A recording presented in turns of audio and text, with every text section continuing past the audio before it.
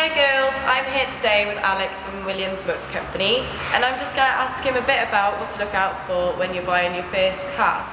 So Alex, what do you need to look out for and why should you go to you and not buy something off the side of the road? Okay, well the benefit of coming to a used car dealership like ourselves would be all our cars come with a warranty from day of purchase. All our cars basically are HPI clear, HPI checked, which means that they haven't had accident history, they don't have outstanding finance on them, things like that which you could get stung by purchasing a car privately. Yeah. Other benefits are such as you can view them in clear light here, not on the side of the road, not in a service centre where most people would go and purchase a privately advertised car.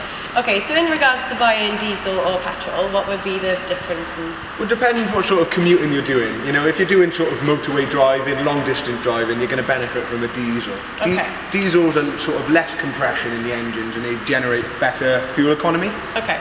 Whereas petrol, you're going to get the benefit out of petrol just driving around town, not so much long journeys. Okay.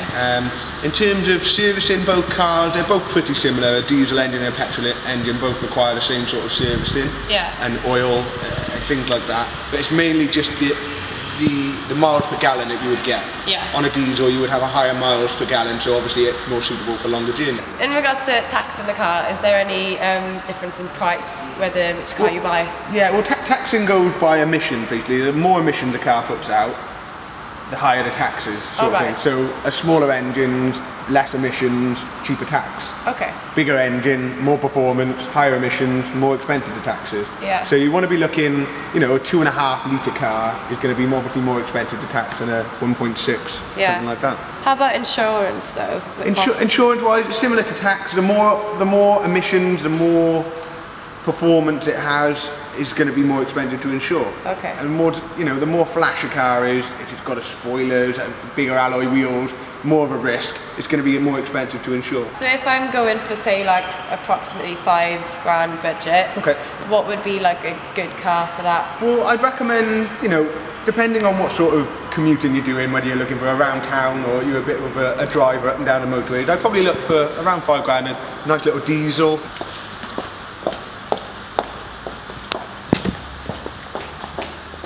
Something like this, £5,000 diesel, it's a 2 litre diesel, okay? It's not going to be expensive to insure, it's not going to be expensive to run or tax. Good all-rounder really. Good miles per gallon, be excellent on the motorway. Yeah.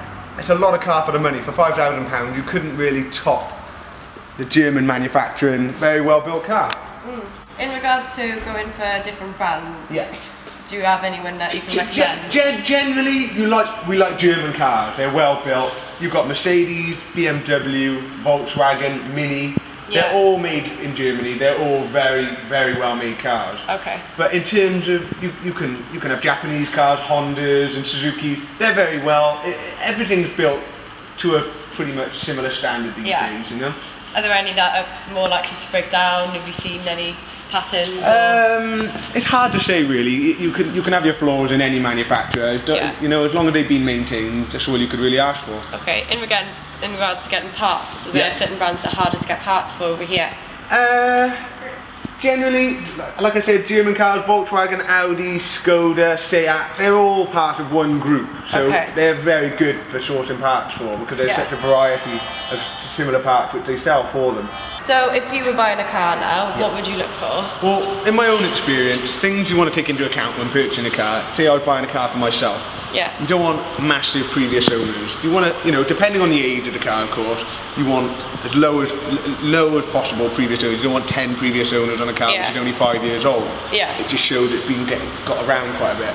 Obviously you want full service history. Preferably you'd want the manufacturer service history. So say for example Mini, we're looking at a Mini, you would want full Mini service history stamped up in the book. Okay. And apart from that, you've just got to visually inspect the vehicle. You've just got to be happy with what you see.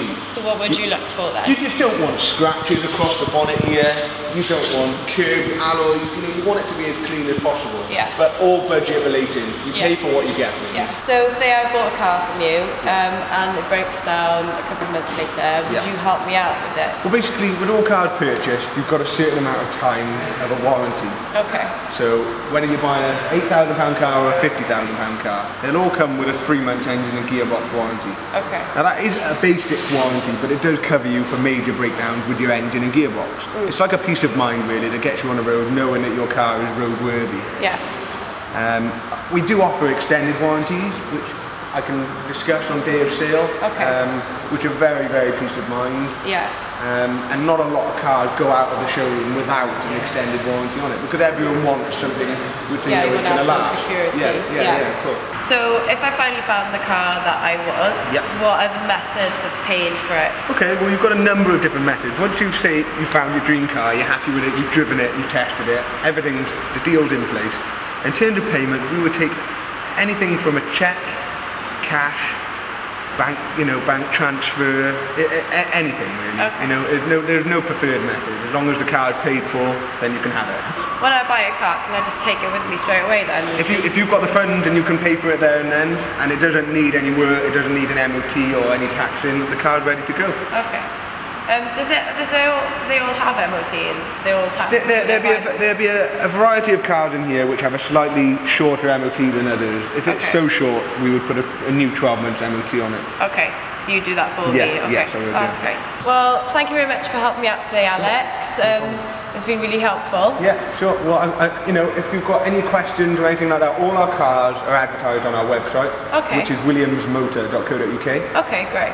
And if anyone's got any questions on any vehicle, they can give me a call. My name's Alex Williams, and I'm happy to help.